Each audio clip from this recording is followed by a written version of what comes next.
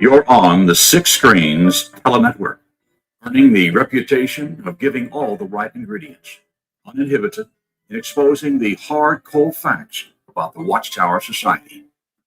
In Disney.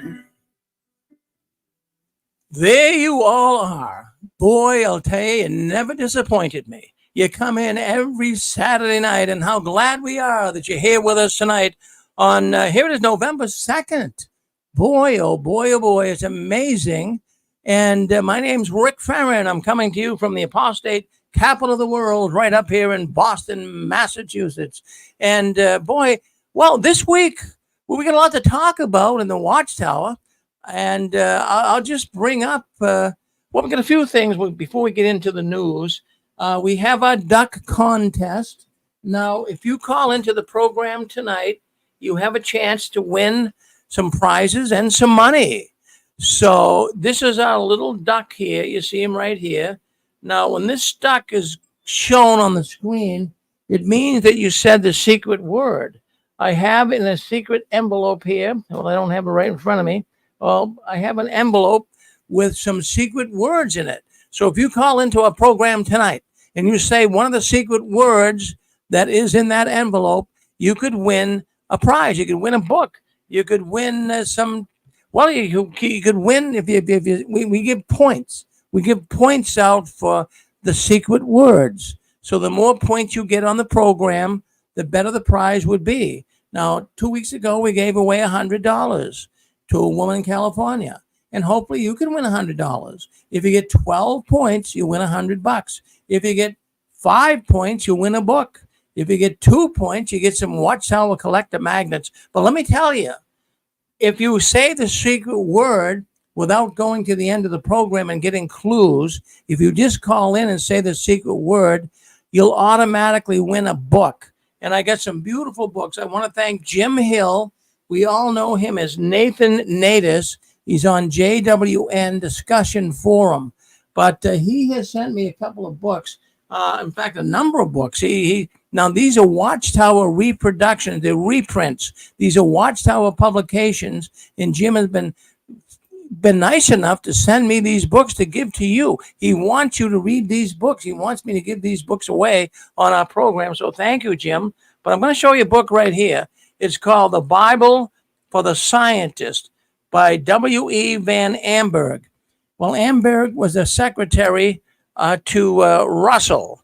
Now, this book deals all about the pyramids of Giza. It deals about how Russell actually, used the pyramids of Giza to give him dates, to give him understanding of future events, including when Armageddon would come, when the tribulation would come. So all of that stuff is in the book. And we realized that when Rutherford came in, he kind of disconnected from all that pyramidology. This book is quite fascinating. I'd love to give you that book tonight. And we also have another book. I want to highlight this book as well. This is a thick book. This book is called The Desolation of the Sanctuary. And this book would be very fascinating if someone won it. It talks all about the Watchtower being set up, what they did. Judge Rutherford, when he came in, when Rutherford came into the Watchtower after Russell died, many Bible students around the world, they got very upset and they spoke out in protest. Now, this book explains all about that movement by the Russellites and how they left the Jehovah's Witnesses. They did not like Judge Rutherford, so they did not want to go along with him. And of course, we know the Bible students went off. This is the history of the whole movement. I want to give this book away tonight. Also, I wanted to talk about the convention. Hold on one second. Let me grab something. All right. I wanted to talk about the convention tonight as well. And the convention, well, let me put it this way to you. There's a still alive in 2025 convention of Ex-Jehovah's Witnesses. It's going to be the first of its kind ever. It's going to be a huge event. We have got 300 people already that's coming to this convention. It's going to be up here in Boston. So I'm going to put up on the screen if you want information on the convention, it's going to be in August of 2025, August 1st, 2nd, and 3rd. Let me just put this up so you guys can see when it's going to be. I want you to go to 6 screens of the Watchtower.com, and that'll give you all the information you need about the convention. Let me just see if I can't get that up here right now. I'm going to put it across the bottom so you can see it. There it is going now on YouTube and Facebook. Won't it be wonderful to be able to get together? I rented an auditorium at the Hilton Hotel up in the Boston area. We have room for 500 people, actually 300 in the main auditorium. Then we have adjacent space next to the auditorium, but you'll be able to still look in and see. We have 500 seats. Now, 300 will be in the main auditorium. So I encourage anyone that would like to come to this convention. The tickets are free. The tickets are free. And I'll send you the tickets. Now, I know I've been sending them out. If you haven't got yours yet, you're getting them. I know people have been sending me by unbelievable amounts of people sending these information on the tickets. They got 3 people, 4 people, 5 people who want to come to the convention all together. So it's taking a little while to get these out, but I do have your messages. You're starting to get your tickets, and the tickets are numbered. So the first 300 tickets get to sit in the main auditorium. So get those tickets from me, and you can also book a room right there at that Hilton Hotel. If you get on that website, you see scrolling across the bottom of your screen, 6 screens of the Watchtower.com, where it says trending now. That's on the home page. Scroll down, and you'll get all the skinny you want on it. And use, if you want a discount on the room, just use Farron. That's my last name. They'll give you a discounted room rate. Now the room rates are normally $250. That's a lot of money, right? $250 a night. But if you use Farron, they'll give it to you $175. And from what I understand, breakfast is included. And it's a good breakfast. It's not just, a Danish muffin and a cup of coffee. It's a good breakfast. From what I understand, it's, if you brought the breakfast separately, it would be $17 a piece. So if you stay in the room, from what I understand, they're going to give you the free breakfast. So anyways, let's see what happens with that. But book the hotel room too, and you'll see all the information you need right there on the 6 screens of the Watchtower.com. Oh, I get excited about that convention. Now think about it. Think about meeting people that have been touched by the tentacles of the Watchtower, just like all of you listening in here tonight. We've all been touched, and getting together and telling our stories. We get some really good speakers coming. When you get the tickets, I'll send you back the program. It's going to be a 3-day convention, and everyone's going to get a chance to speak up on Friday, the first day, which will be August 1st. Everyone's going to have a chance to speak up and tell their story, 5-10 minutes each, on how they've been touched by the tentacles and why they came to the convention. And then if you have an extreme story of abuse, and I've had so many people write me already on this, you have an extreme story of abuse, something that really was over the top, you write to me at jwworldnews@gmail.com and say, Rick, I'd like to give a talk. I've already had people do this. I got a number of talks already lined up. So if you want the tickets, write me too at jwworldnews@gmail.com.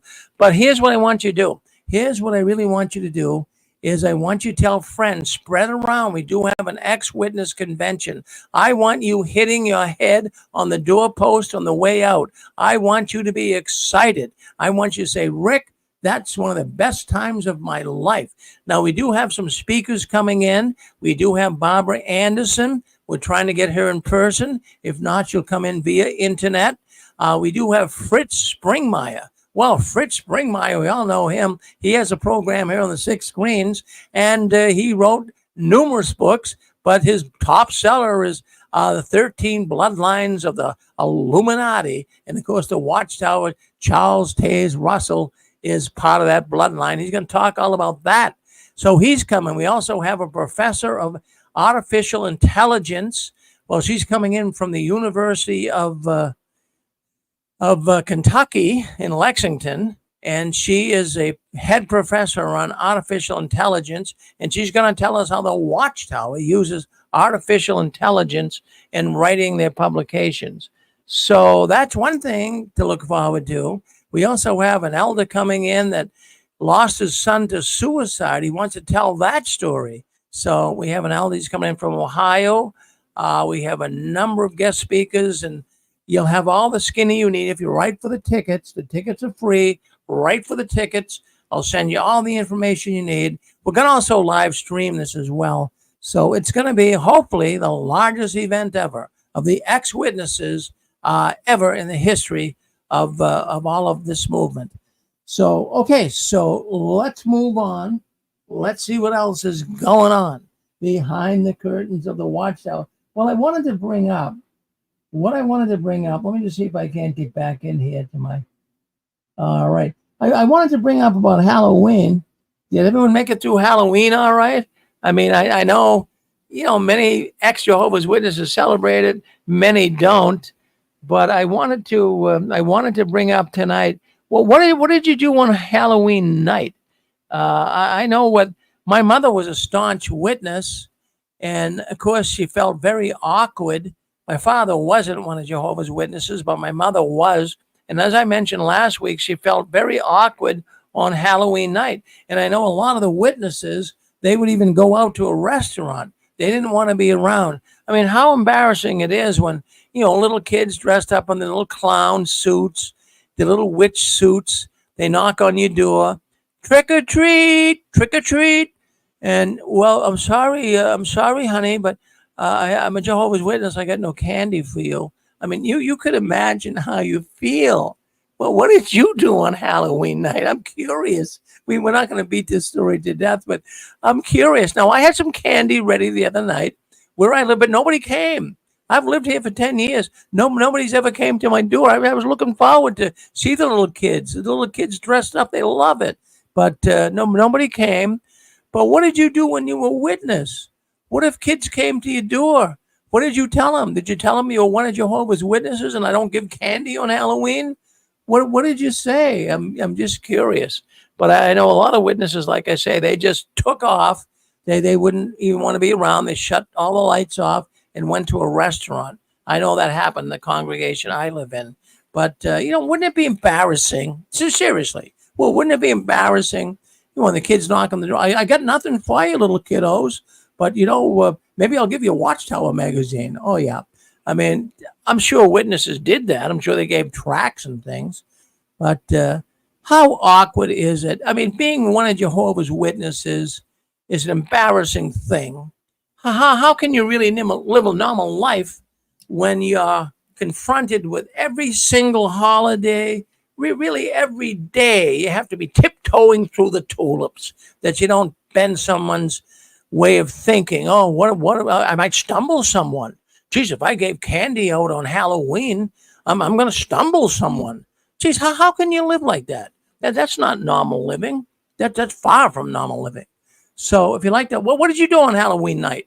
I'm curious. Go ahead. Don't be bashful. Speak up. What did you do? Mr. Perry? Yes. This is Stephen in Illinois. I went to dinner with a buddy of mine. And then on the way, I stopped at my mom's house. My biological mom, wasn't a witness, and she celebrates. And so when I pulled in her driveway, she was actually handing out some candy. But we went out to dinner. And what we used to do back in the old days is I would just put a sign up saying, sorry, no candy. And then I turn off the lights and basically make it look like nobody was at home. Yeah, that's what a lot of the witnesses did. Yeah, just turn the lights off. Of course, you're subject to getting tricked. Eggs thrown at your house, or maybe your trees in the front yard getting toilet papered. I've seen that happen too. So, but that's what most witnesses did. They shut the lights off and said, forget about it. Well, thank you, Stephen. Thank you for calling in. So I just want to get some thoughts on this, but I'm sure most of you listening into the program, and you did that too. You didn't really open the doors. You shut the lights off. But, I'm just thinking how difficult it is being one of Jehovah's Witnesses. We used to think it was pretty much a cakewalk. But now that we're out of it, it wasn't a cakewalk. It was a chore. It was like having another job. And then you had to be so critical on all of the things that you would do. You would be concerned about everything in life. Gee, am I going to stumble someone? Is someone going to be upset with what I said? How can you possibly live a life being one of Jehovah's Witnesses and feel comfortable every day? Well, you couldn't. Well, anyways, you're on JW World News. Enough about Halloween. That's over until next year. But I wanted to bring this up. As I continue to search about Jehovah's Witnesses and the Watchtower, and been doing it for 20 years, and, I'm getting to know all about that movement. I know more about the Watchtower now that I'm out than I did when I was in. But what I'm finding, and maybe you folks have been finding this as well, the economy, it's kind of a schizophrenic economy. And what I mean by that is there's a whole lot of people falling through the cracks, and yet there's some people that are doing pretty good. There's restaurants up in my neck of the woods here that, they're getting, $35, $45, $50 a meal, and the parking lot is filled. I mean, you really can't even find a parking spot. And yet, on the other hand, there's a lot of people who are really hurting. Now, let me tell you, I have a business, and I've been trying to hire some people to work in my business. And I just opened a new shop in the city right next to me. It's a sign company. I told you guys before, I do signs. And we have like a sign shop and a sign store where people come in and buy things. And I've been looking for some help. So I put a help wanted sign out in front of my little business. And lo and behold, I got 60 people that have called me. I can't believe it. But, I'm looking for someone that has a license. And 99%, I'd say only 3 people maybe, of the 60 people that called me and wanted to get the job could drive. All of them don't have a license. And I need someone with a license because we travel around to certain jobs. So this amazed me. But also, I did not believe that I would get that many people. There's a lot of people out of work. I did not realize that. I did not see that. But there's a lot of people out of work right now. So that got me thinking about Jehovah's Witnesses. There's a whole lot of Jehovah's Witnesses too that have fallen through the cracks. And they've fallen through the cracks because of the dictates and the policies of the Watchtower. Don't go to school. Don't get a good career. Just, stay a window washer, or do some menial job, and just get by until Armageddon. And so consequently, what's happening now is a lot of these witnesses, because of the high cost of living, friends, you know it. I don't have to tell you, everything is up. Well, gas is coming down a little, so that feels a little better, but food is still up. And, people are really hurt by this economy. So I'm sure that there's a lot of witnesses that are hurting. So I started looking up homeless Jehovah's Witnesses and trying to find out what's going on in the world of witnesses for homelessness. Because where I live, there's homeless people all over the place. In this city that I just set my business up in, I can take it to a section of the city that you wouldn't believe it. It's like tent city, people in tents, people sleeping on the sidewalk. Then I could take you along the Merrimack River up here in Lowell, Massachusetts. I could show you like a tent city. It's worse than we think. So I'm sure a lot of Jehovah's Witnesses, and I have evidence of it. People have given me information of they know homeless people who are Jehovah's Witnesses. We've talked about this here. But here's the bottom line. Here's the bottom line I wanted to bring up. What's happening here is a lot of Jehovah's Witnesses, what they're doing is they're sharing apartments and rooms together. This is information I got coming into the 6 screens. So the witnesses will live together. I mean, you got a brother and sister that fall through the cracks, will come live with me. And so that's happening. So that's a good thing. I mean, that happens. You have a friend, you try to help them out a little bit, you bring them in. But this is really an ongoing thing. Now, there are some congregations that are way more hospitable, way more kind, you could say, to homeless Jehovah's Witnesses.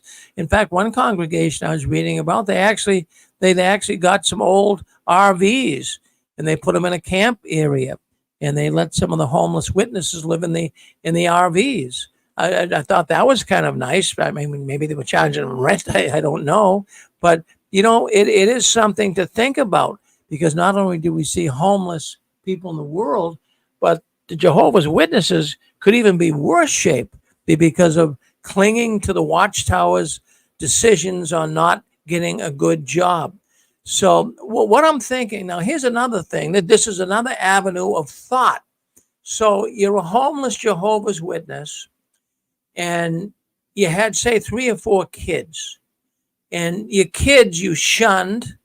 You didn't even talk to them for years. They're your own children, but because they didn't want to be part of the Watchtower, they're out on, they left the Watchtower. You have nothing to do with them. See, this is when an older Jehovah's Witness could really use their family, their sons, their daughters. But how would you feel if you were a son or daughter of a Jehovah's Witness and you didn't want to be a witness anymore, and you were kicked out of your house at 17 or 18, and your parents had nothing to do with you?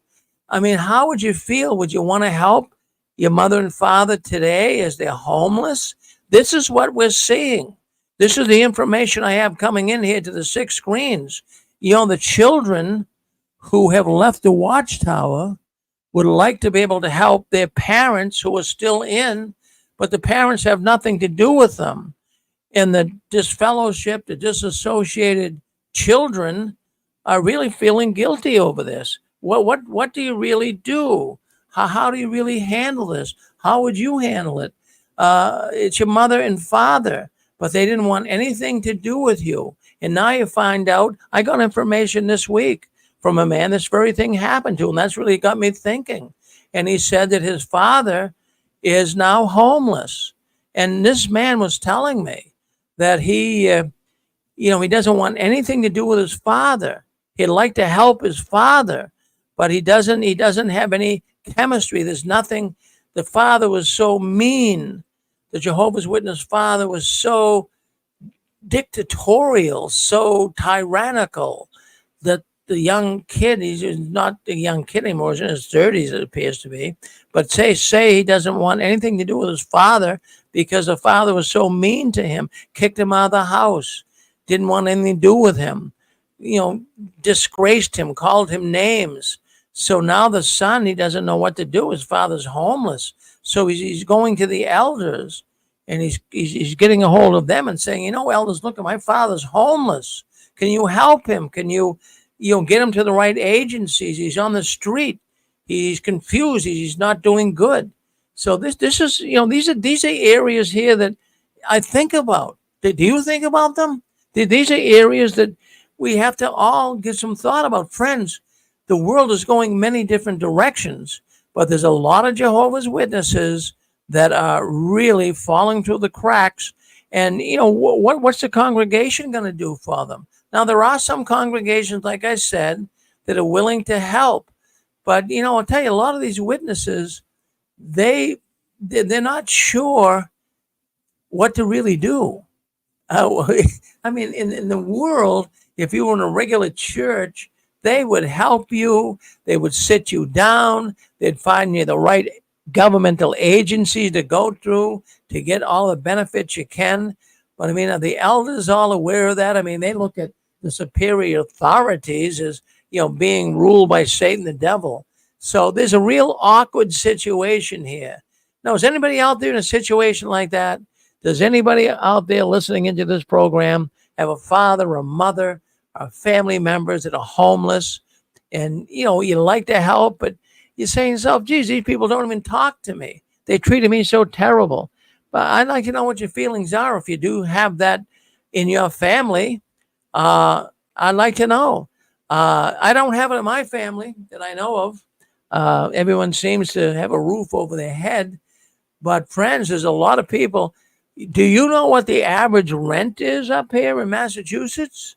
I don't know what it is where you are, but I know this state is just absolutely nuts We did the average. If you want a decent room, just a room, I'm talking about a room with a shared bathroom.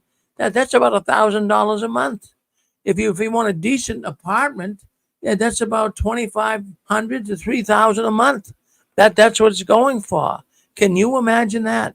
So you can imagine why a lot of people are falling through the cracks, including Jehovah's Witnesses. So, Mr. Barron? yes, go ahead, Stephen. I had a quick story, not quite on being homeless, but the woman who raised me, who was a witness, I was disfellowship, and she was just like the person that you talked to. Very mean, very nasty to me, simply because of that, to the point where I stopped going over and doing all the things that I used to do. All of a sudden, in a couple of months, I started getting this strange number popping up on my phone. So I answered it one day, and lo and behold, it's some elder from her Kingdom Hall calling me, upset. So he's calling me, he's upset.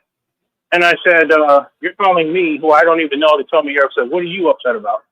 Well, I had to go over to your mother's house, and I had to do this, and I had to do that. And I said, A, you're an elder. That's what you're supposed to do. And I said, and B, you're just doing the things that I used to do that she doesn't allow me to do because your organization says she can't have any contact with me. So you enjoy doing those things. You know what he told me?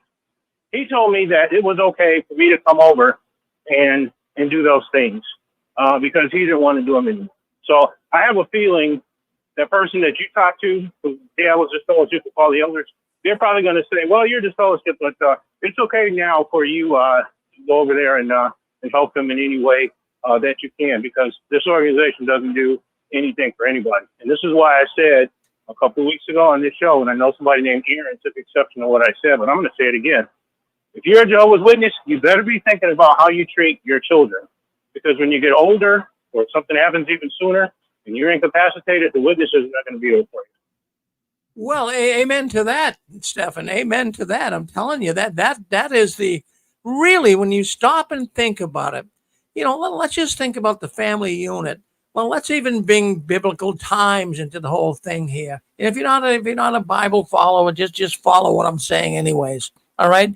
There was an arrangement. If you go back to the Old Testament, you go back to the old Israelites, ancient Israelites.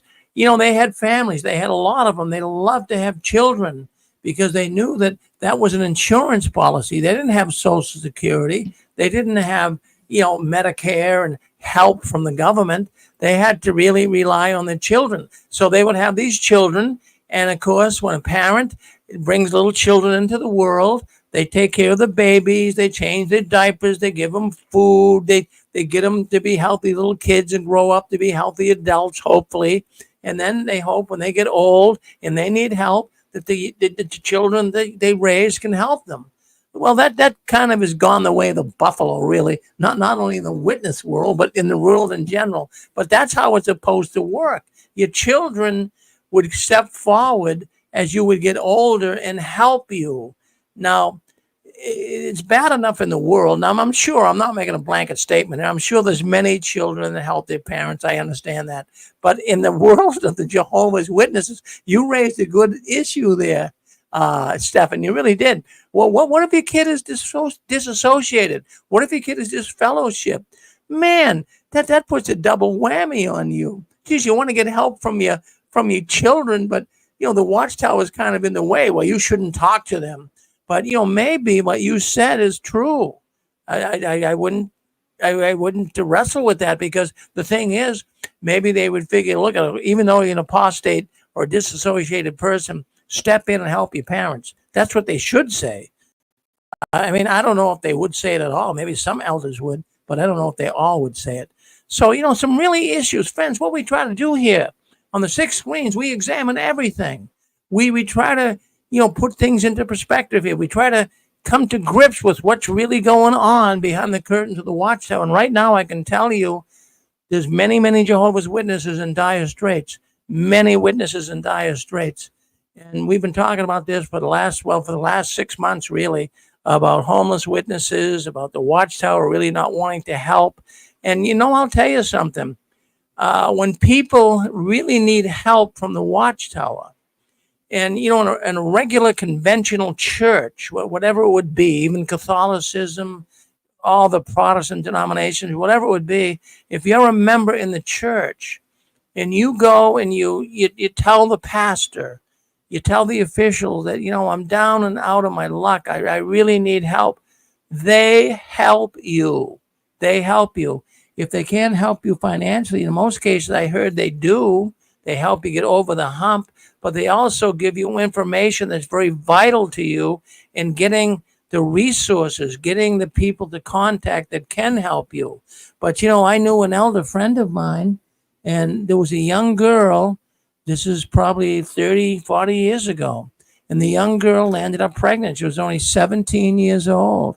And so she went to the elders and said, you know, what am I going to do? Well, they just fellowshipped her for getting pregnant, and she had nowhere to go. The family really didn't want her. And so what did she do? The elders told her to go to Catholic Charities. Can you imagine that? This is an organization that's supposed to be the most loving organization on the planet, and they tell you to go to some other religious organization to get help?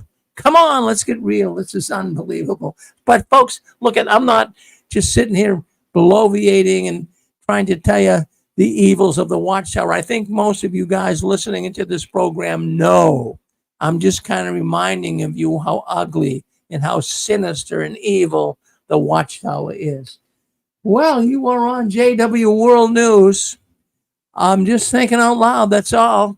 I'm getting information coming in here to the 6 screens as of late about homeless Jehovah's Witnesses.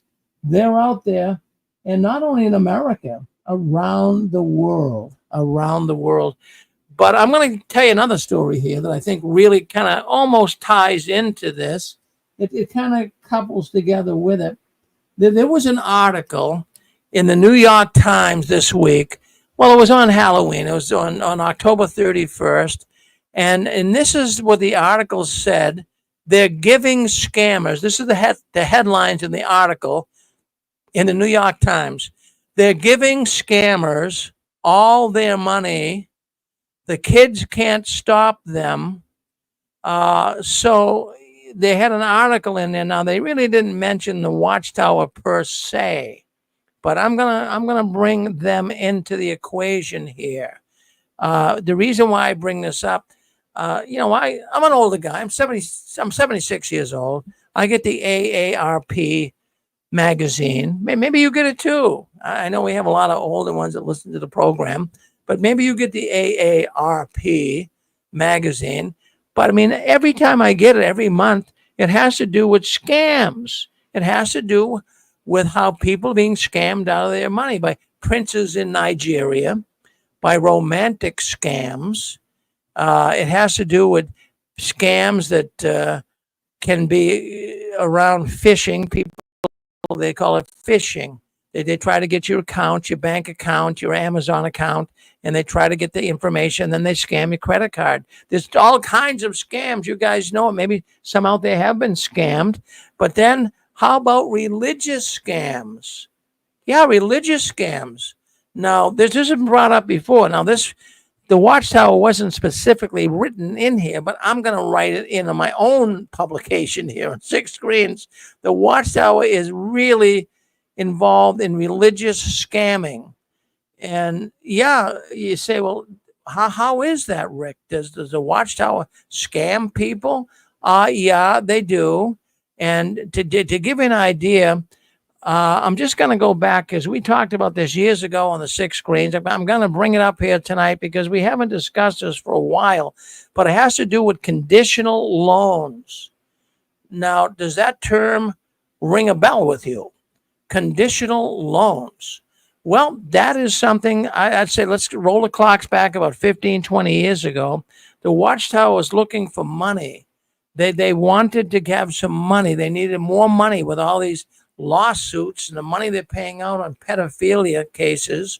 They were looking for money. So they asked the Jehovah's Witnesses, and I can remember this being actually when I was still a witness, and they brought it up in the Kingdom Hall meetings saying that if you would like to loan, I'm using the word loan, let's underline that word.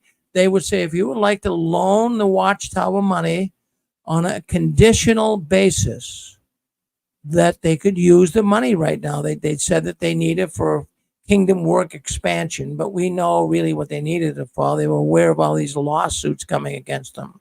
So they would say it's a conditional loan, and what you would do is loan the Watchtower money. So if you had, a few, maybe say 10, 15, 20 grand hanging around, you said, gee, honey, let's, you say to your wife, well, let's give the Watchtower, 10 grand, and it's conditional. They can use it right now. But anytime we want to get it back, honey, anytime we want to get it back, you know how honest the Watchtower is. They'll give us the money back.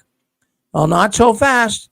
Many people gave the Watchtower money under this special conditional loan project. And I got news for you. It's very difficult to get the money back. As a matter of fact, there even are some people that sued the Watchtower. Really, witnesses that sued the Watchtower trying to get the money back because the Watchtower would always come up with a reason. Well, this is what they would do. Okay, they actually had experienced Jehovah's Witness, I'm going to call them financial salesmen, to close the sale. Okay, so let's say that you gave the Watchtower $10,000 on a conditional loan, and now you're getting older and you need the money. You want that money back. So you write to the organization, and you go to the circuit overseer and say, gee, circuit overseer, I'd like to get my 10 grand back. My wife got some medical bills here. I want to pay them. So these guys are trained. They had some financial, I'm going to call them salesmen, that would try to come in and talk you out of it. They would come in and say, well, really, Jehovah needs the money more than you. Can you imagine that? This is the dirty, rotten lowness that the Watchtower would seek to. They say that Jehovah needs the money. We really do. Can you reconsider it? Can you take it in prayer? Could you just write it off as a contribution? This is what they tried to do. And I'll tell you, they pulled this scam off on many witnesses and many witness children who have left the organization have written to me. They came on the program. They talked about this. They could not get the money back, and actually even to the point of suing the Watchtower. And this is nothing but a scam. And the Watchtower has raked in millions of dollars because, let's face it now, just put yourself in this position.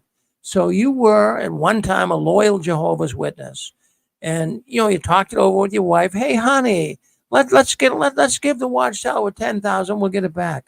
So you felt like you actually felt good doing it.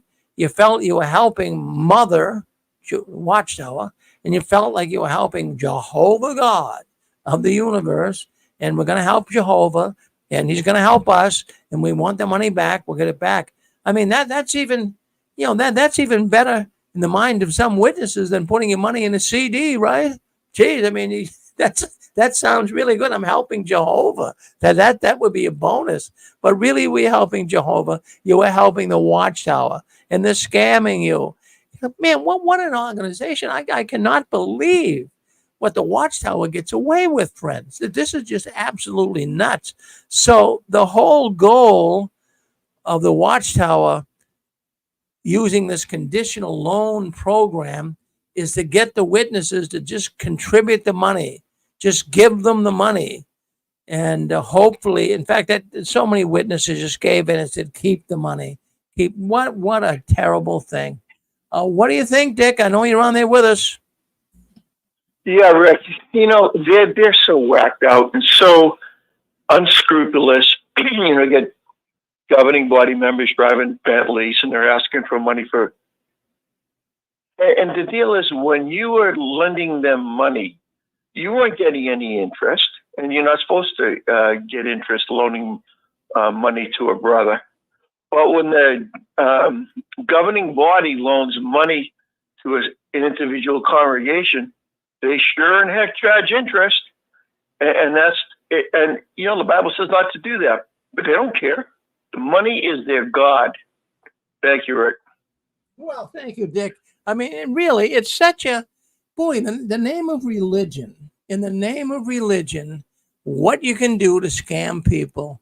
And the Watchtower is right there. They've learned every trick in the book. You know, we see these other religious scam artists, Kenneth Copeland, Michael Murdoch. We see these people come on and give us your money and we're going to send you some miracle water or whatever. We see people get scammed left and right. But the Watchtower even does it in a more sophisticated way.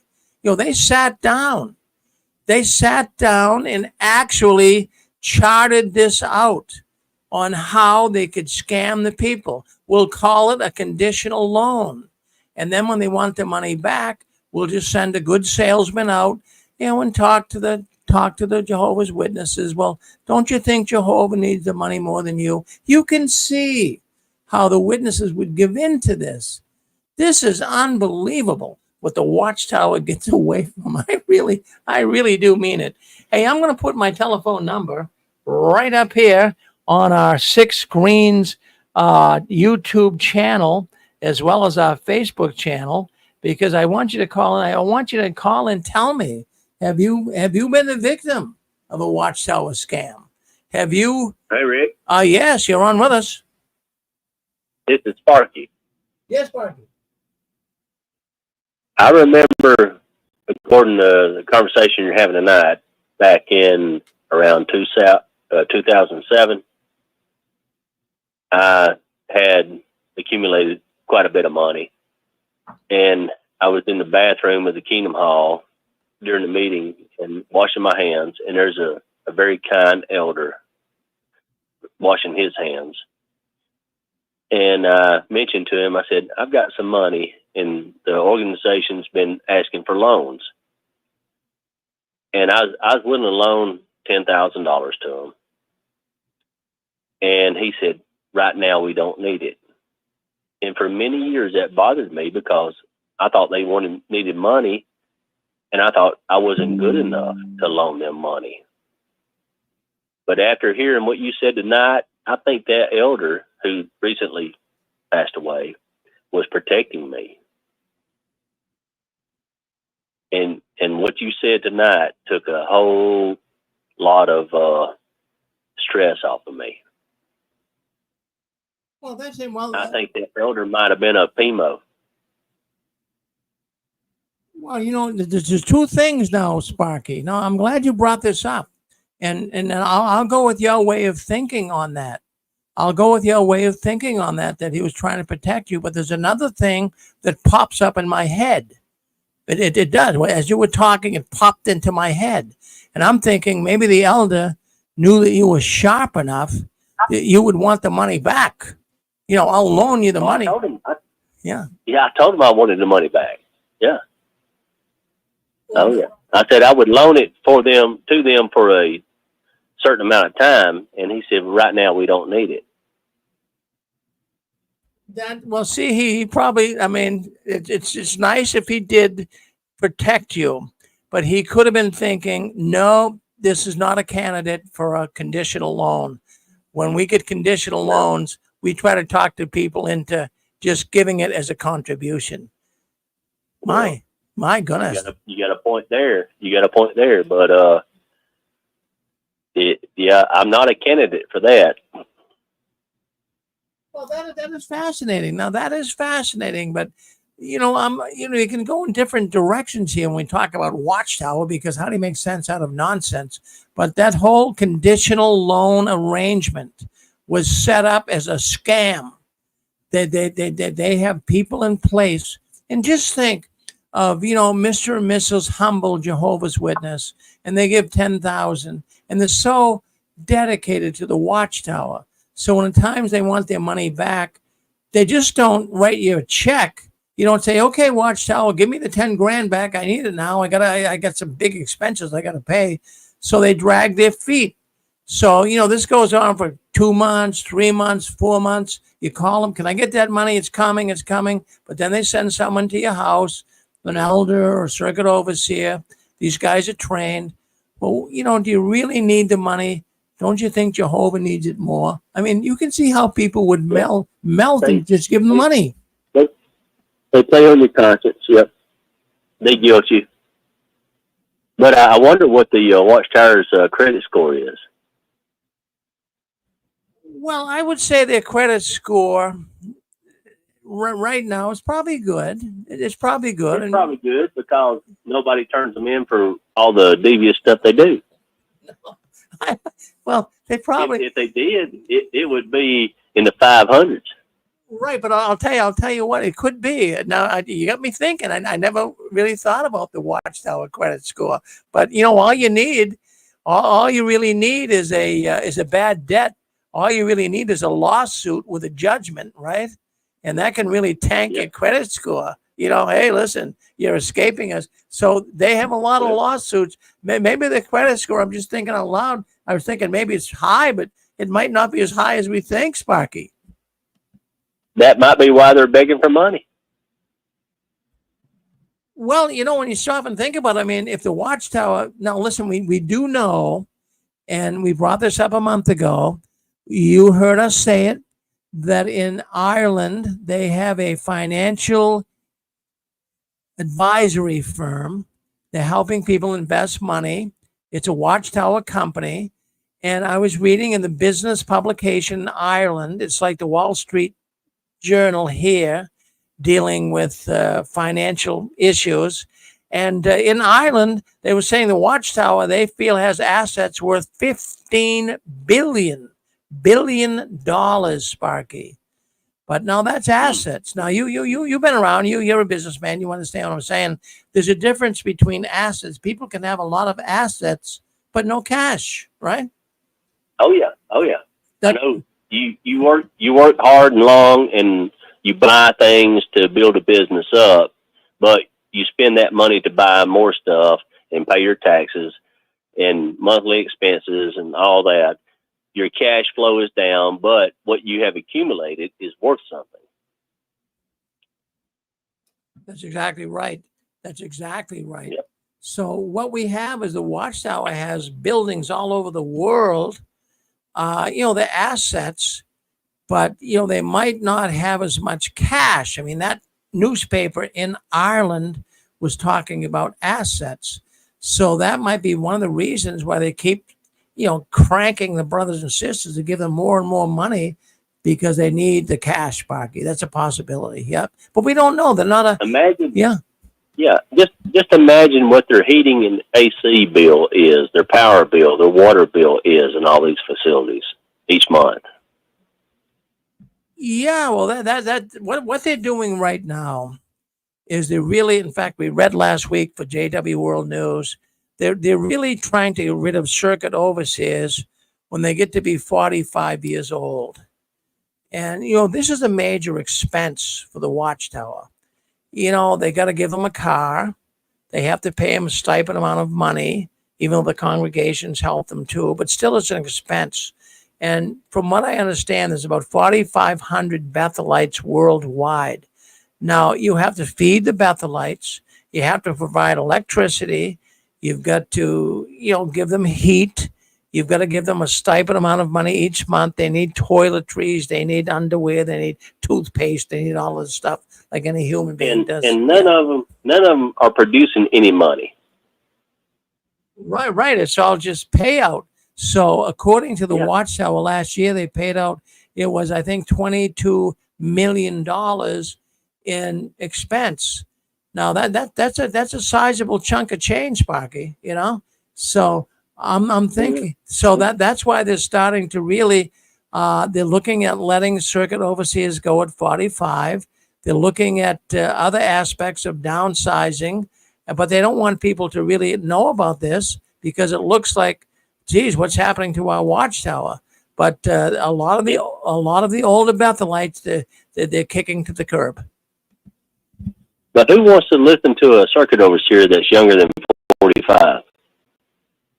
If you're younger than 45 and you're a circuit overseer, you've been a ministerial servant, pioneer, elder, circuit overseer, you're still young and green. You don't know what life is about. And you're giving counsel to people and family members. You have no clue what life is about. Well, I'll tell you what, Sparky, my goodness, you sparked my interest. No pun intended here, but you sparked my interest tonight when you said that, you know, you were told by the elder, don't give the money. It could go in two different directions. He could have been a PMO and he's telling you, don't do it, Sparky, you're going to lose it. Or he could have been, no, Sparky's too sharp for this. He's going to want the money back and we're not going to give it to him, you know? Well, that could be. He might have known more than I knew at the time, but definitely, if it was a conditional loan, I want my money back. And I was a fireball back. I've always been a fireball, but my word, I do business deals on handshake sometimes, and when I say it, I mean it. And if I promise it, I'll give it.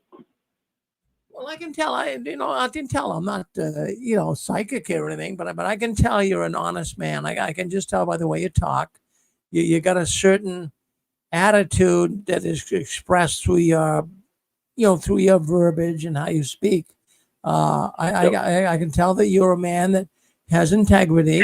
I can tell that you're a man that would help people when they were down. I can see that. And even wanting to help the Watchtower, but I'm glad that you didn't. I'm glad you didn't, because you would have been out $10,000. You know. No more of my money goes to the Watchtower. I would rather give it to those in need around my community, which I have done.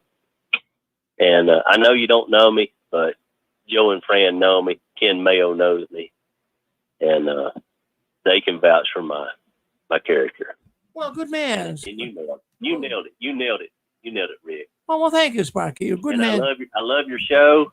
I can't wait for Saturday night for it to come on, and I just love listening to your show.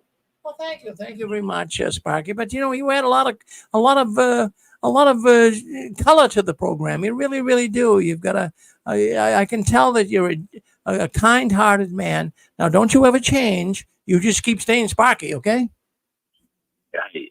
I'll never change. All right. Good for you, Sparky. Well, thank you for dialing in. Love you, Rick. Thank you, buddy. Thank you. Bye.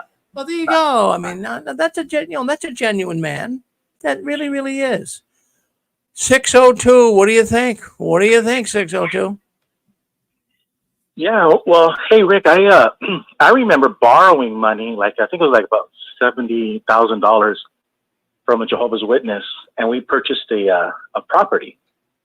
And so finally, I got the money from an old man who, in the English congregation, I'm in the Spanish, and we bought the property. And so I actually, as an elder, I actually took it upon myself, and I visited we had 13 congregations, Spanish and English. And every day of the week, I would visit one or two different congregations regularly. And the reason I did that as an elder is because I had to get my money back. I had to get the $70,000 back. And all of the congregations agreed that, once we bought this property, we would buy another property and so forth. So I know, back before the email things and everything, I know what it takes to borrow the money and then actually work hard to get all of the congregations who really don't have a vested interest, other than that you're in the same city, to, contribute to the fund and to, regularly make announcements. So that's why I was at all the Kingdom Halls. I was there before the meeting with the elders, letting them know why it's important to raise the money. We have to pay back our loans. And I was able to do it. But by that time I had already clocked out as an elder, and the Watchtower came in, and now it all makes sense to me why you said about the 45-year-old circuit overseers. Because if you have old men like you, if you have older men like me and my brother Jesse, you're going to say, wait a minute, you mean to tell me we're going to charge interest on the loan? Watchtower's going to charge us interest, but if we give you money, there's no interest?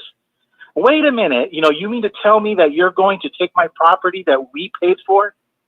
You see, because we have skin in the game. So when Watchtower replaces all of the old men, no religion for old men, they replace you with little kids, kind of like the Chinese.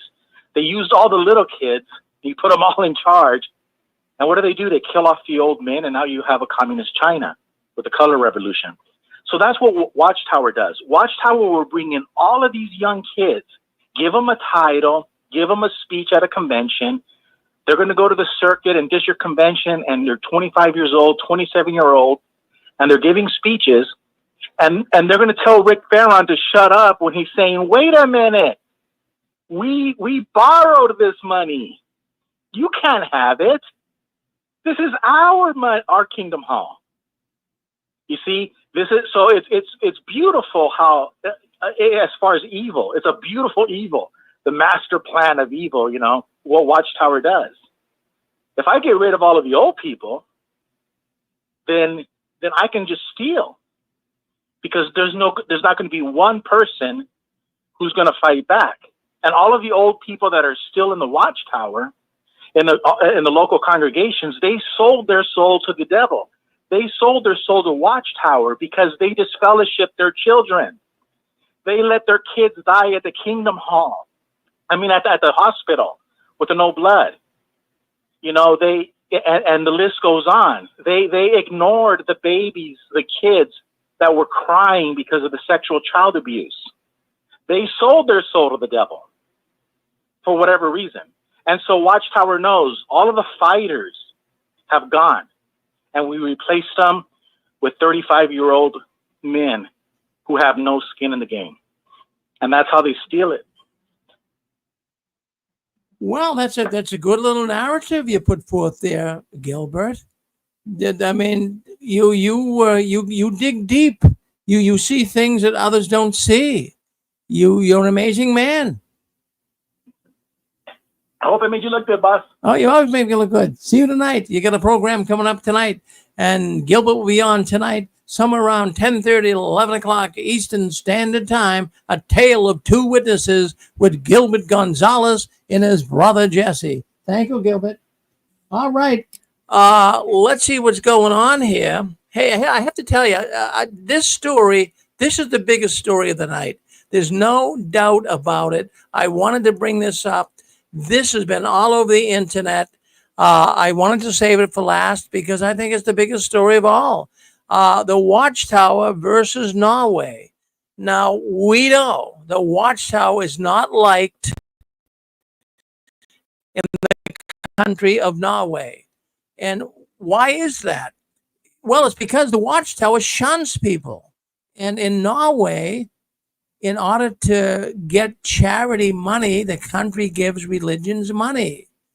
And in order to get that money, you have to you have to provide them with rules that meet the criteria of the country. Now, the Watchtower shunning policies didn't meet that criteria. Norway said, because you shun people, especially young people, and kick them out of the house because they don't want to be one of Jehovah's Witnesses, because you do that, you're no longer going to be a registered religion in the country of Norway. Well, that was last year. And Norway said, no, we're not going to give you the charity money. Well, you say, well, how much money was it? It was like $1.5 million to $2 million a year for 20 years. The Watchtower was getting this money from Norway. But Norway said, nope, we're not going to give you the money anymore. You shun people. You lost the money. You lost your registration in Norway. Well, what does it mean when you lose your religious registration in the country? Well, if it's in Europe, many of these countries pay the Watchtower, as well as other religions, money for each member. So the more members you have, the more money you get from the state of the country. So Watchtower lost it all, like I say, $1.5 million dollars they lost. Now, here's what I'm thinking. Well, Watchtower hates to lose money. They do. They love to make money. They love to scam people, but they hate to lose money.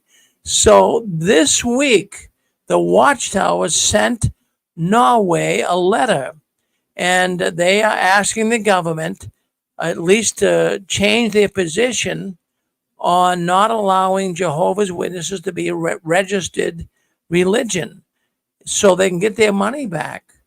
Boy, I'll tell you, these guys are brutal. These guys, you know, they don't care what they have to do. They just love money. So they're asking to get their funding back that Norway took from them last February. Now, okay, so here's the letter. I'm going to read you portions of the letter. I found this rather fascinating.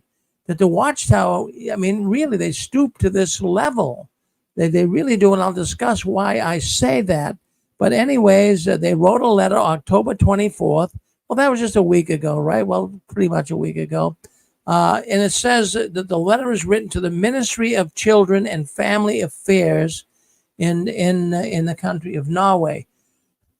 Now, I'm not going to read it all, but I'm going to kind of just paraphrase it, and then you guys can draw your own conclusions. But I'm going to tell you, I found this very, very shocking that the Watchtower even is doing this, but it's entitled the letter that the Watchtower sent to the country of Norway. It says decisions on denial of state subsidies and loss of registrations for Jehovah's Witnesses. And it says adjustments in Jehovah's Witness religious practices regarding limited contact with a person removed from the congregation. All right, so let me just explain this. So they're addressing the country of Norway in a letter, and they're saying that they now have made adjustments in the way that Jehovah's Witnesses are going to work in conjunction with people that have been removed from the congregation, those that have been shunned. That's what Norway is all upset about. I'm going to read you portions of this letter, but I'm going to tell you, it's very disturbing to me the Watchtower stoops to this position. I mean, I think they think that the world is going to listen to everything they say and just, okay, it's the Watchtower, I believe it.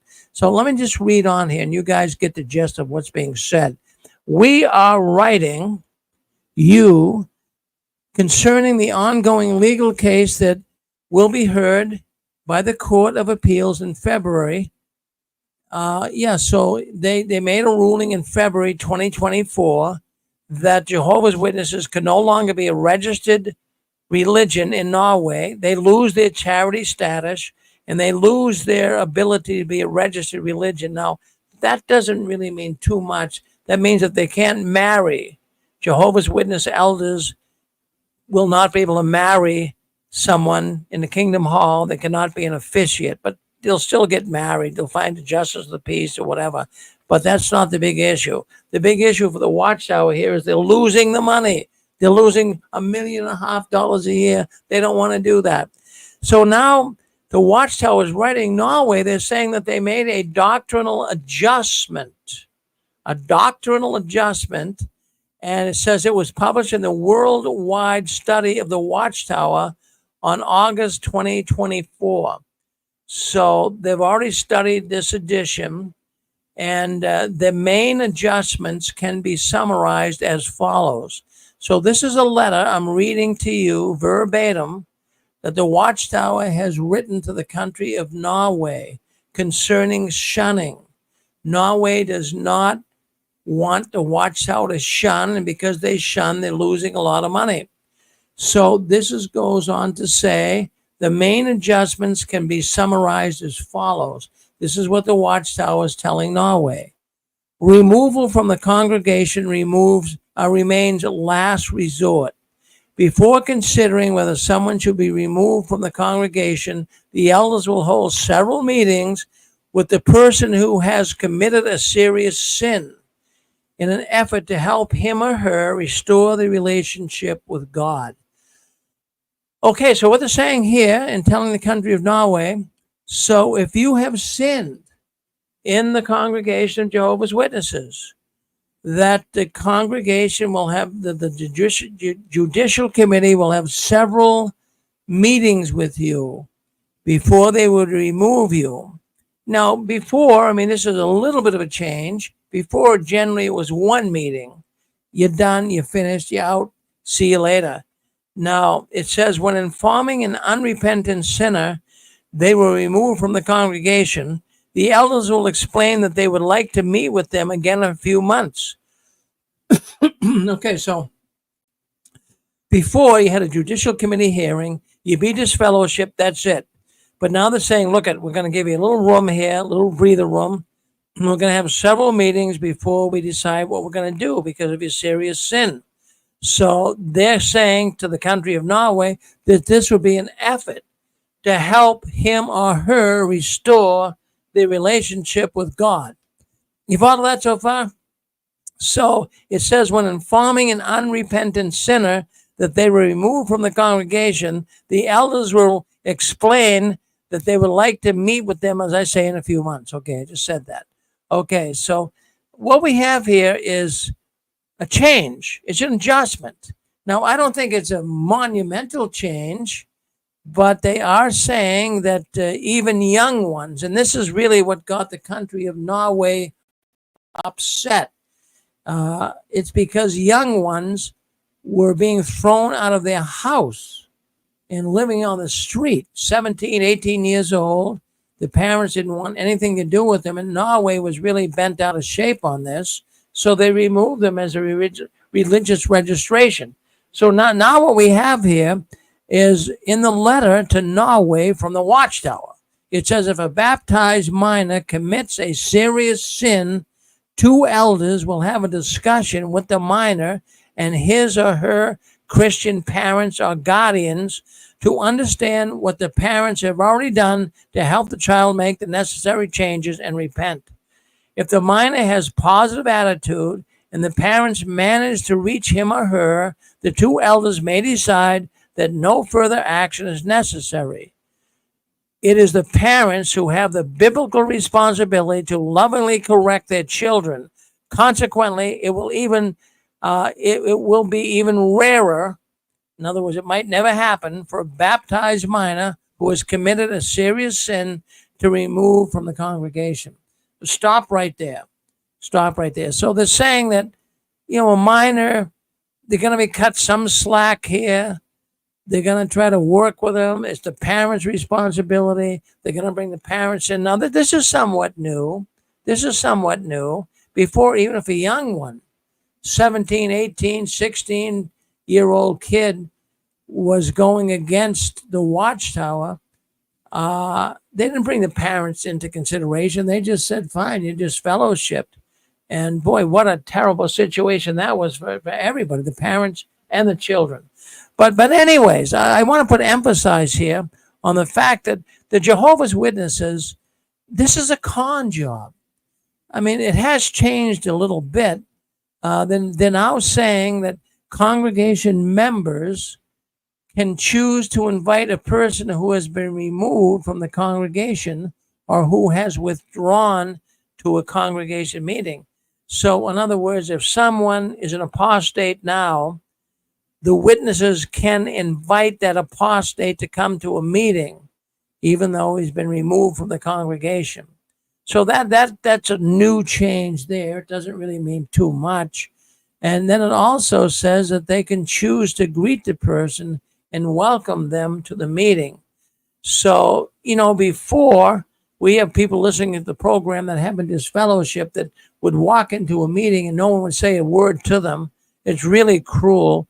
But under this new arrangement, under this new adjustment, a person who has been disfellowship can be invited to the meeting, and people can greet them. Hi, how are you, John? How are you, Sally? Good to see you again. Thank you for coming to the meeting. But it's only saying here in the meeting. It doesn't really say, to draw up a conversation or be super friendly to this person outside the congregation. So then it goes on to say, a person removed from the congregation who has been chosen to withdraw may be reinstated within a few months if he demonstrates genuine repentance. So if a person has been disfellowshipped and he's showing genuine repentance, he could be brought back into the congregation. Maybe that's a little change. I know some people have been disfellowshipped. It takes years. I mean, we've had people come on the program here that it took them years to get back into the congregation. So that's a little bit of a change. But what they're saying here is they're writing to the country of Norway. They're saying that they're making some adjustments on their shunning. Now, why are they doing this? And then they're giving Watchtower articles where these changes are taking place. But here's the thing. They need the money. They want the money. I mean, really, now what I'm thinking, imagine you're a serious judge in Norway and you are dealing with serious matters, and then you have to read a letter like this. I mean, this is pure madness. Really. I mean, if you were an intelligent judge in Norway, and all of a sudden a letter like this comes into your office that, no longer, we made adjustments, we're no longer going to be shunning people. It's something that I think a judge is going to look at and say, my God, what's the matter with these people? Well, what is really the matter with these people? We took their money away. We told them that you cannot shun people. Now they're going to make a change.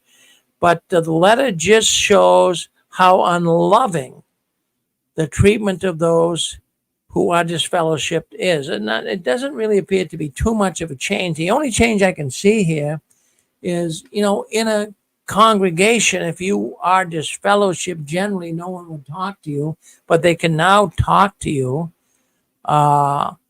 I don't see, this seems to be all smoke and mirrors. I don't think it's really too much of a change, but it could be a little bit of a change.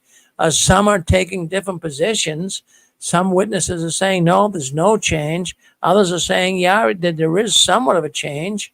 Maybe the Watchtower, some are thinking, are beginning to move in a direction to get rid of shunning.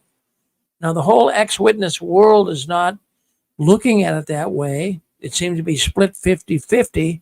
But I kind of look at the Watchtower has really got to, they got to get away from their shunning policies.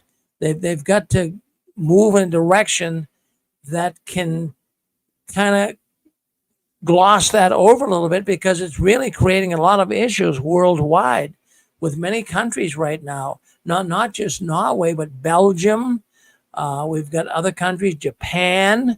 There's a number of other countries as well, that Slovakia, for example. We've got about 12 different countries that are looking into the Watchtower shunning policy and saying, no, it's bad. It's bad. So, I'm thinking, how is it that the Watchtower is going to be able to pull this off? So suppose you've been shunned all your life, and suppose the Watchtower is making a change, but they have to do it step by step. They have to do it little by little. Suppose the Watchtower is making a change where they're not going to disfellowship anymore. So some will debate that. I mean, the jury's still out on it. I don't know for sure.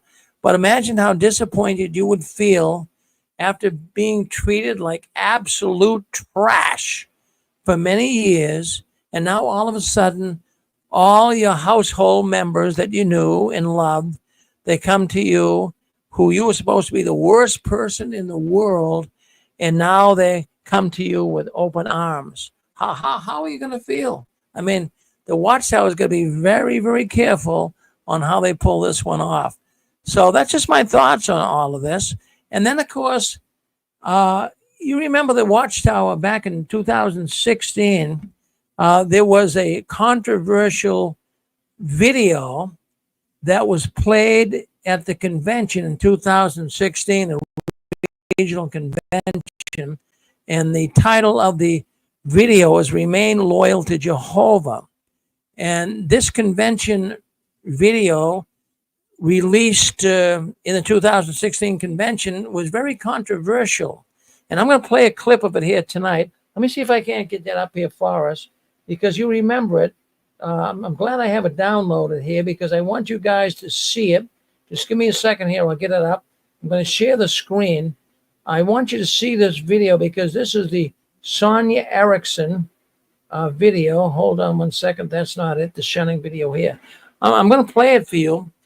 This is the young girl that this was shown at a regional convention. And the young girl, she committed immorality. She was disfellowshipped, and she was put on the street. She couldn't have been any more than 17, 18. And she called her mother on the phone, the Jehovah's Witness mother, and she wouldn't answer. And the father wouldn't either. But they removed that video. Why? Because they're trying to make peace with the country of Norway. What a sham. So let me play this right now. I want you to see it. Let me just see if I can't get this up here. I'm going to play the video. Let's play it right now. Let me make sure we do have this up for you. Hold on 1 second. Let me make sure I got this. Hold on. Okay, that's up right now. So let's play the video and see what you think. To be examined by Jehovah's Witnesses on Sunday, the 19th of December, 2021. And as I listened to... Hold on 1 second. We do get this. This is from Watchtower examination.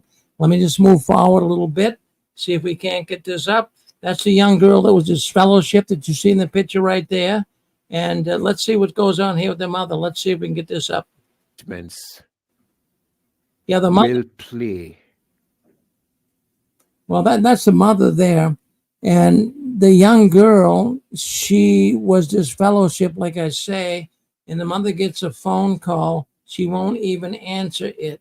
So let's move on a little bit further. Show mercy. Yeah. So there's a mother and father there, and they're not even showing any concern. They're not showing any concern at all over their daughter being disfellowshipped and being treated the way she is. And the poor girl was out on the street, and it just was a terrible scene. Oh, okay. Well, you got the idea anyways. Well, that was the Sonia Erickson film that they took down. It's now off of JW.org. So I think it was really, it was done. I mean, how could you have that up there? How could you have that up there and tell the country of Norway that you don't shun anymore when people could see it so clearly? I wish I had a better video of it. I put the wrong one up, but we won't go back and try to get the right one right now. So anyways, Norway is coming down on the witnesses. Will they buy it? Will they restore the witnesses? Will they allow them to get charity funds? Will they allow them to be a registered religion? I don't think so. I really, really don't. They had the time to come forward, but now here they are, close to a year later, writing a letter that they'd like to make amends with the country of Norway. Well, what do you think? Have you heard anything here tonight? Come on, say hello to us. What do you have to say? Do you think the Watchtower really is sincere? Do you think it's just a money-making organization? Dick, what do you think? Well, it certainly is just a money-making organization. I mean, we've shown that for over 20 years. A couple of thoughts that I had. When the circuit overseer comes, that's when people get appointed elders and ministerial servants. Supposedly, the Holy Spirit goes with the circuit overseer and he talks to the elders and you get appointed. Of course, as everybody knows, I was appointed ministerial servant after hiding immorality. That's just one thing. The other thing is, if you loan money to the Watchtower, they're not going to give it back. And what recourse do you have? The scriptures say that you can't take your brother to court.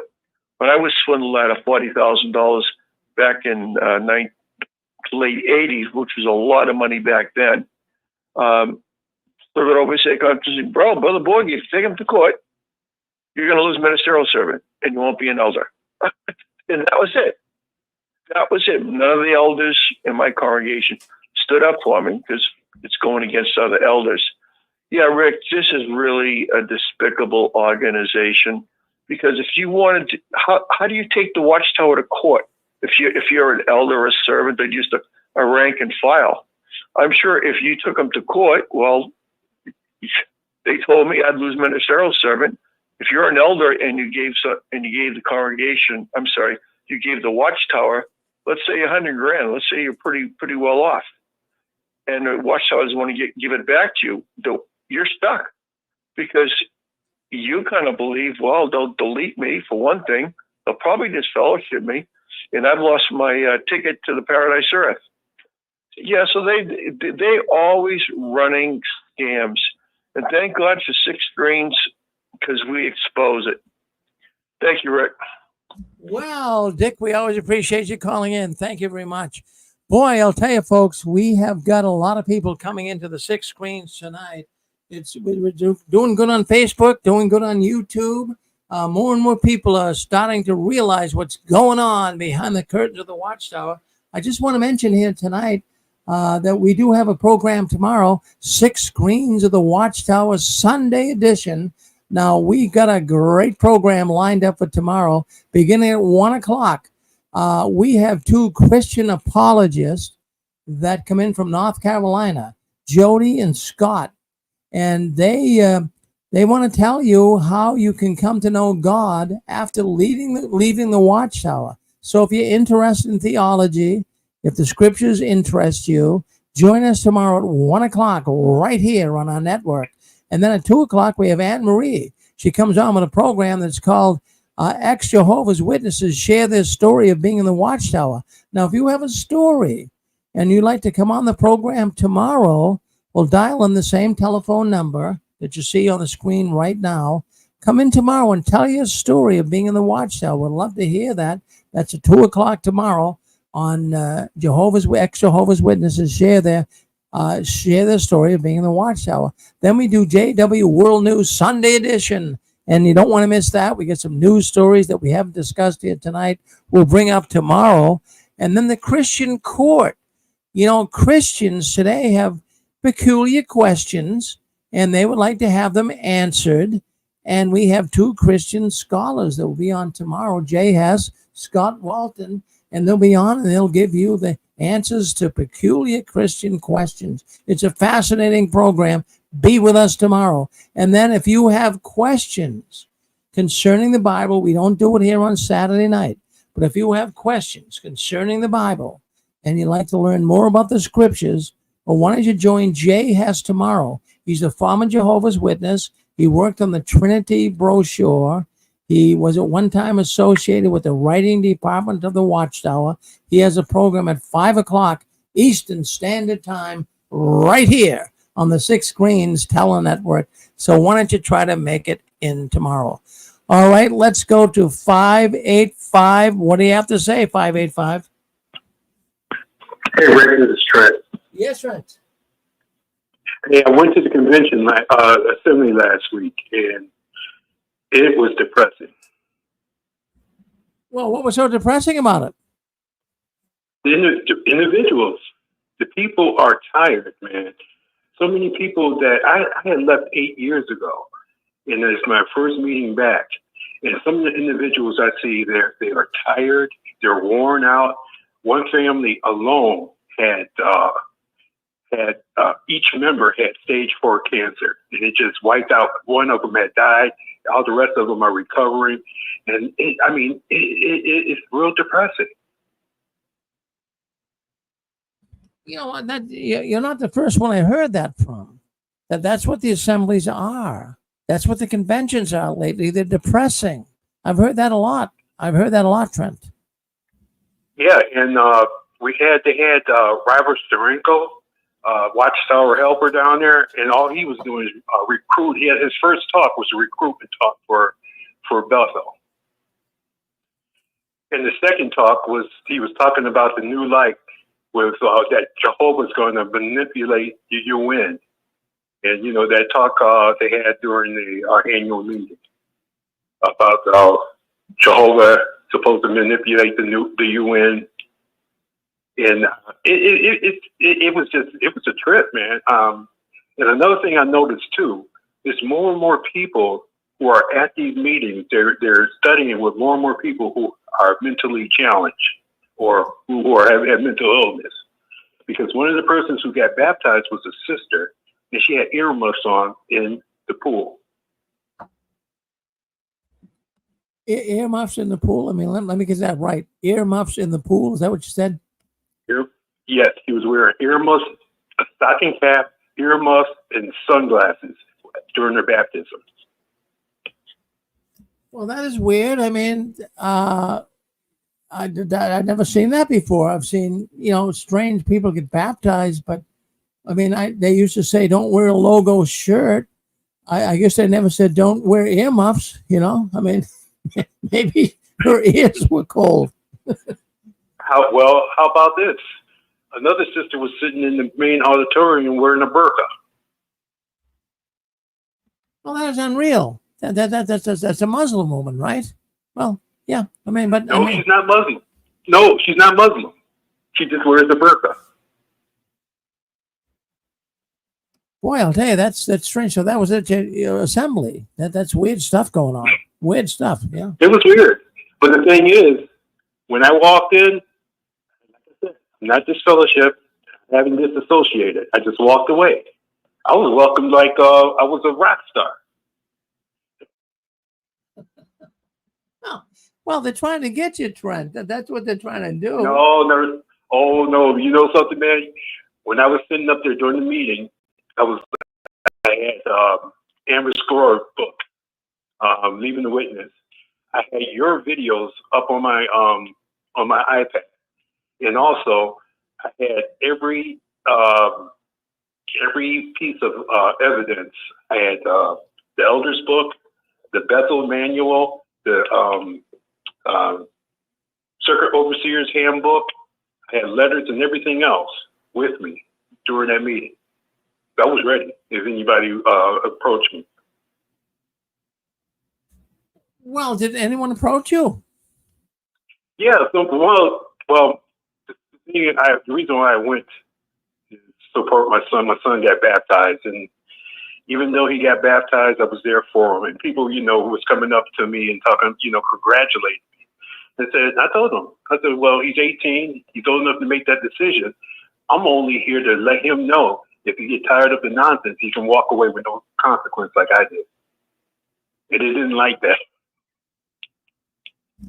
Well, that's amazing. So let me just ask you now, as you walked into that assembly, now you've been a Jehovah's Witness for many years. How many years, John, Trent? 45. 45. So I just want you to try to explain to us the best way you can.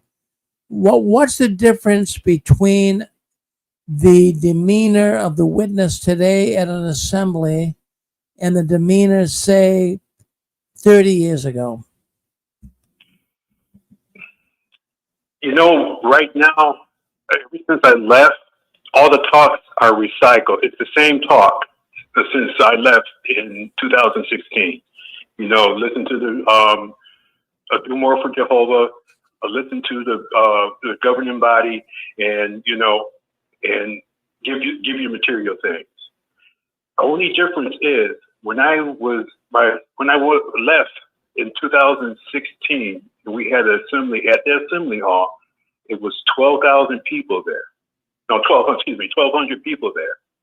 The hall have a capacity up to 1,450 to 1,500 people. That day, last Sunday, there was only 933 people at that convention. That's the AM session. In the evening session, it dropped by 100 people. So, now, is this assembly or a convention? Assembly. All right. So, it was way down, huh? By 400 or 500 people. Yeah. Yes. Yeah. Well, that's what we're hearing here at the Six Screens. People calling in, people sending me information. Assemblies attendance is down. Convention attendance is down. Kingdom Hall attendance is down. Now, let me ask you something, Trent. Well, with all of this stuff being down, is this a sign of a growing organization? That's an interesting thing, because during Robert Serenko's talk, he mentioned that there's 9 million witnesses worldwide. How is it 9 million witnesses worldwide when you're selling Kingdom Halls and meeting attendance is down? Well, the Watchtower, to further the kingdom interest, will lie. There's no question about it. Oh, yeah. And, I know. I don't want to say for certainty that they're lying about the numbers, but they're willing to lie about everything else. So why wouldn't they fudge the numbers? Why wouldn't they cook the books? Because let's face it. Okay. Yeah. I just want to say, let's face it. Who would want to belong to an organization that's going backwards? With all the time you're spending supposedly preaching and teaching people and going backwards, who would want to participate in any ministry activity? But it's interesting. I had since I left, I've been studying the cults. I read about Jim Jones and what he went through, David Koresh.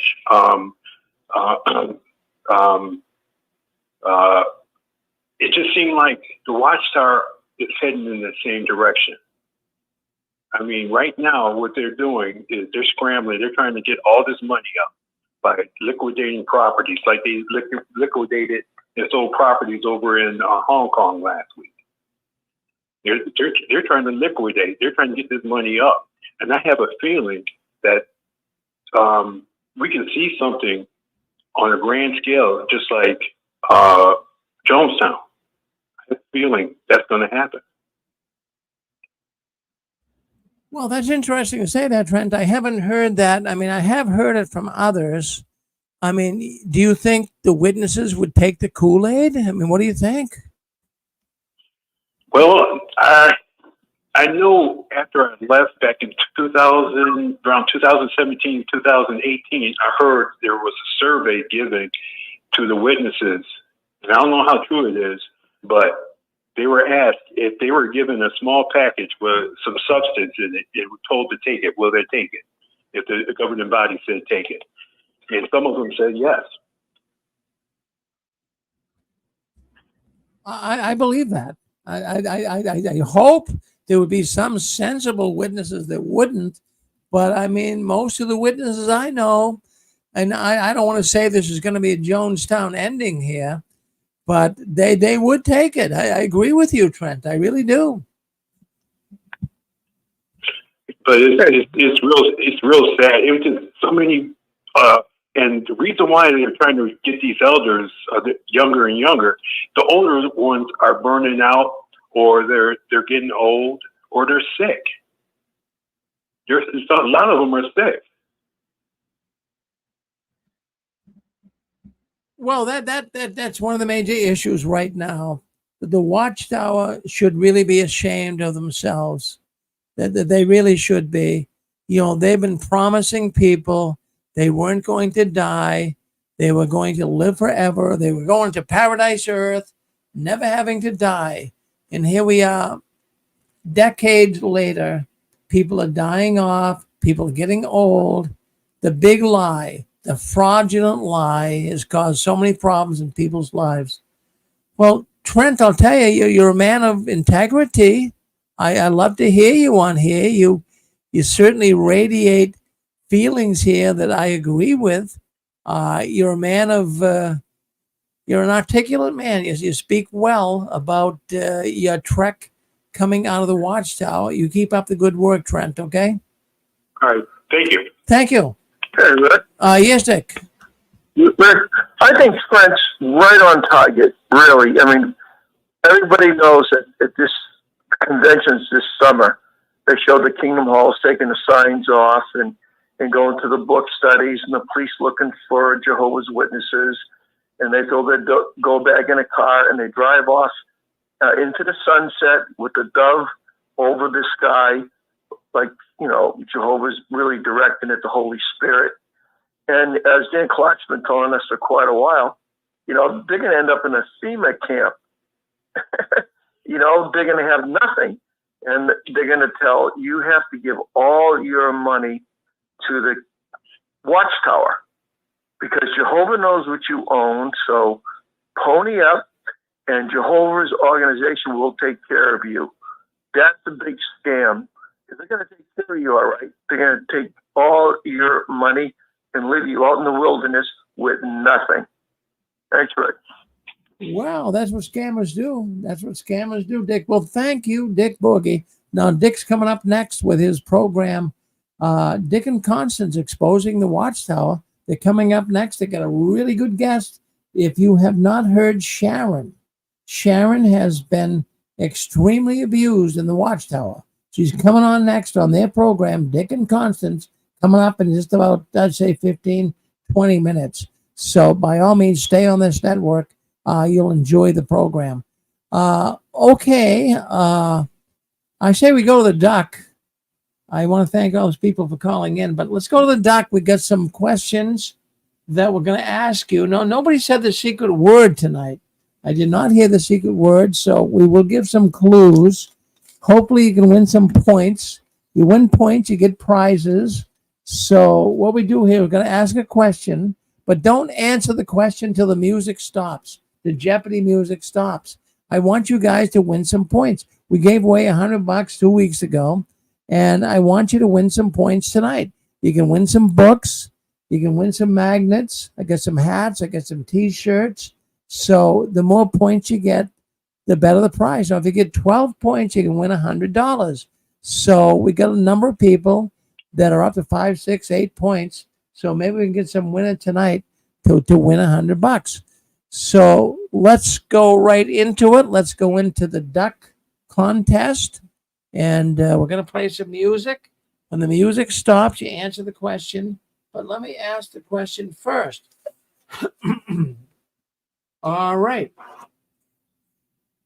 The Watchtower came out with a publication that stated that you had to be in the organization for 25 years in order to get this publication. You had to be a witness for 25 years in order to get the publication. I'm going to ask you right now, what publication was it? Don't answer until we play the music. Oh, hold on.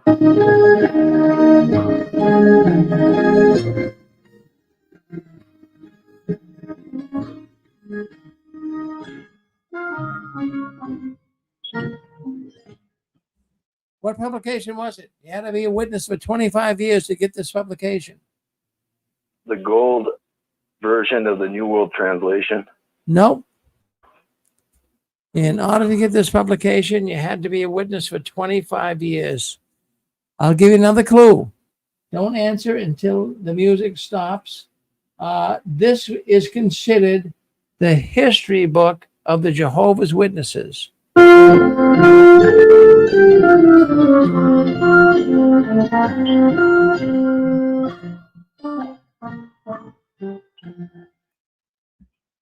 Jehovah's Witnesses, Proclaimers of the Kingdom. Hold on. It wasn't the aid book. I think that was you, Nadine. Who said? It was. I think you said, Nadine, what did you say, aid book? I said the aid book. Yeah, not the aid book. Who said Proclaimers? Was that you, JP? This is Stefan. Stefan? Yeah, I said it too. All right. I think you both. I think JP, you said it first. I'm trying to. I don't want to pick on. I yield my point to JP. All right. I don't want to disappoint, but I think JP did say it first. Okay, JP, take a point on that. Okay. You have to keep score now. You guys have got to be on the honor system. So hold on to your points. Okay, Rick, I got 2 points. Okay. All right. Well, when you get 12 points, Putting it on record this week. when you get 100 points, I mean not 100. When you get 12 points, you get $100. All right. So let's go on here. Let's see what else we got here. Let me just get the sound clip here ready. Let's see. Okay, so stay with us. All right. Now, back in the 1920s, the Watchtower did something that was quite unusual. They wanted to really get their message out. It wasn't from preaching. It had to do with cars. What did the Watchtower do with cars to get their preaching message out?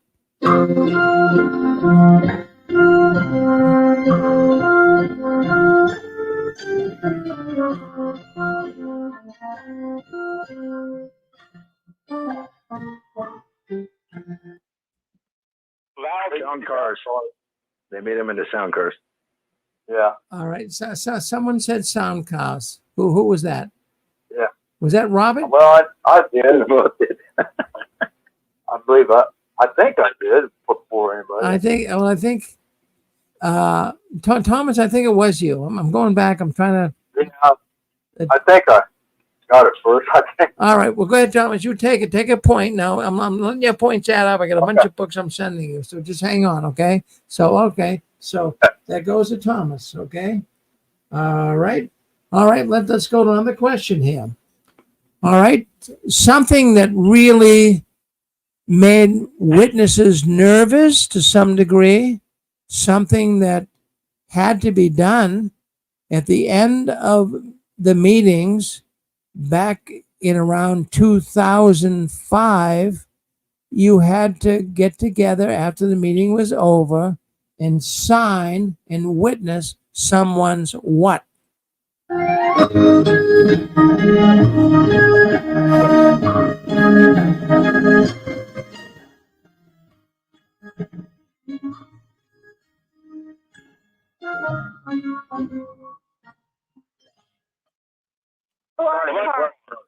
Blood card.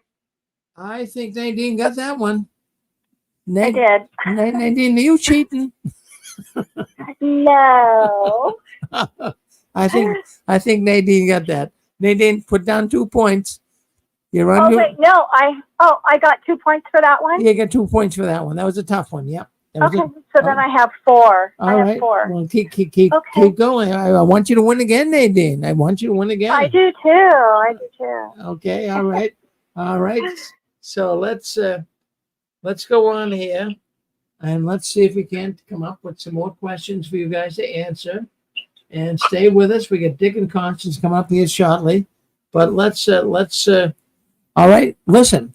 Now, when Jehovah's Witnesses went out in service, they always carried something.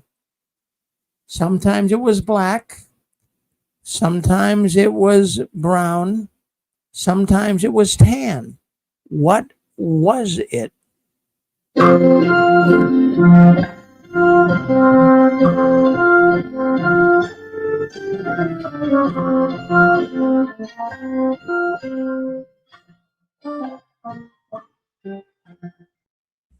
Briefcase. Book bag. All right, Nadine said, Nadine, what did you say? I said briefcase. No, that's a good guess. Now, the next person that came on said book bag. That would be Well, the I said briefcase book bag. was for the guys, Well, and then the book bags were for the girls. right, but book bag was the answer. So I can't give it to you. I'd love to give it to you, Nadine. We love you on here. You do good, but it was book bag. Now, I think it was 302. Are you on there with us, 302? Did you say book bag? It wasn't me, Rick. I would love to have said it, but All everybody right. jumped in. Was it 864? yes, I think it was you. Yeah, that's the voice I heard. Take a point. yes, 864. Okay, take a point. Now you have to be keep the points. The more points you get. Thank you, Rick. All right, there you go. All right, you got that. So that was book bag. All right, so let's go on here. All right, let's ask another question. Everyone would go out in service on Saturday, and you really didn't like going door to door. But what is it that you like the best about field service on Saturday?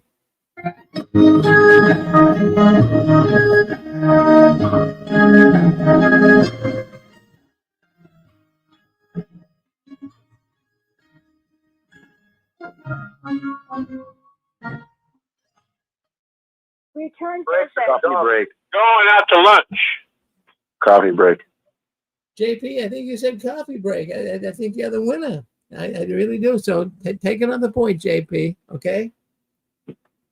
Thank you, Rick. All right. 3 now. All right. Good. You're doing good, JP. I mean, you're doing good. You did you like coffee breaks? Oh, I used to love them, especially the ones at the donut shop. Yeah. Oh, I can remember the coffee breaks. I'll just bring this up. That that they were getting concerned. The witnesses would all meet together, at least in my congregation. They would all meet together at the same coffee shop. Sometimes you go in, we'd have like 30 people there. All the people would meet at the same coffee shop. So they came down and said, look, you all don't want to meet at the same coffee shop. You're all sitting around. People are really inquisitive. They're wondering what you're talking about because we had our own language. And they were saying that the people might hear things like field service, and they might hear things like your memorial meeting and things of that nature, and they have no idea what we were talking about. and they said it might really, discombobulate the people listening into our conversations. Isn't that crazy? So they was Hi, Rick. Can I just say one thing? yes, go ahead. This is Nadine. Yeah. I remember it. It was like a code. Like, oh, we're gonna go. Like, we're not gonna go door to door, but we're gonna go on return visits, like in quotations, which meant like we're not going out with you guys. We're gonna go do something else, and maybe we're gonna go on a return visit, and maybe we're not. Maybe we're just gonna go straight to the coffee shop. But it was like code, like, oh, we're gonna go on return visits. Well, Remember that? Yeah, I do remember that, Nadine. Yeah, that's. I mean, they're playing games with it. They're really messing our minds up. But, right. Yeah. Well, thank Yeah. you. Because I remember doing that. I remember doing that with like whoever I was with. Oh, we're going on return visits. You know. Well, thank you, Nadine. I got one last question. It's a hard one. I'm going to give 3 points. 3 points for this one. So I want you to listen closely. You have to keep score yourself now. So I want you to tell me, Charles Taze Russell, well, he actually started the Watchtower magazine, and it was printed in what year, the first edition of the Watchtower?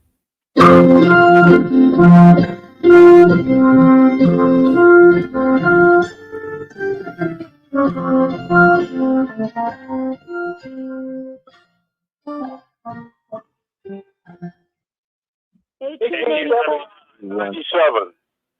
Hold on. I heard the woman's voice. That's Nadine. I'm going to give her the first shot. Nadine, what'd you say? Well, I said 1884. Nope, not 1884. Geez, Nadine, I'm on your side. I want you to win, but that was not the one. So now the next one, the next brother that called in, what year did you give? Go ahead. I said 1879. Who was this? 1890. Who was this that said 1879? Aaron. Aaron, you got it. I mean, are you cheating or what? Yeah, no, I'm just well versed, and it's all because of you, Rick. So thank you. All right. Well, Aaron's got it. 1879. So mark that down. Now take a note of that. Make a mental note of that. 1879 is when the Watchtower started. Friends, this Watchtower has been around a long time. It's never been truthful. 1879. Take a couple of points on that, Aaron, okay? Did I say two? Did I say 2 or 3 points? I think you said 3. Take 3. You said 4, Rick. Rick, you said 4 points. Did I say 4? Okay, if I said 4, I'm a man of my word. Aaron, take 4. Well, Rick. You said 3, Rick. You said 3. He said 3. Let's I thought he said 4, but it's all on recording, so we have right. to go back and find out. But I think he said 4. Well, I don't want to cheat anybody. I want to be an honest man here. But I want to thank everyone. I know. Yeah. I want to thank. It was 3 of them. I heard 3 points, Rick. Was it okay? Nadine, I mean, you would love to win 4 points, wouldn't you? You know? I would. I know you would. Well, maybe next week you keep trying. Yeah, I don't mind going slow. That's fine. Well, I'll tell you what. I mean, what we're going to do here, I'm going to make a little segment at our convention coming up, our Still Alive in 2012 convention. And this is going to be very meaningful. We're going to pick the top contestants to play Watchtower trivia at a convention. So that is something else people can look forward to. And if you can't be there in person, we'll do it over the internet. But we're going to pick our champions for the convention coming up. So that's something that you guys might want to participate in. So keep listening in to JW World News for the duck contest. I think it would be great to play some Watchtower trivia there as well. Well, thank you very much for listening in tonight. I want to tell you all I appreciate your presence. I want you to keep standing tall. I don't want you to ever give in, up, or out. I want you to keep waving that flag of victory. I don't want your visions to die. And the last one, leaving the Watchtower, please turn off the new light. We got Dick and Constance coming up next, right here on the 6 screens. Thank you for being part of our program tonight. Friends, I really mean it. You guys make the program. You make me so happy. Thank you for coming in and being with us. We're going to end this stream here. We're going to go over to the next studio with Dick and Constance. We'll see you over there. Thank you. All right. So end the stream here.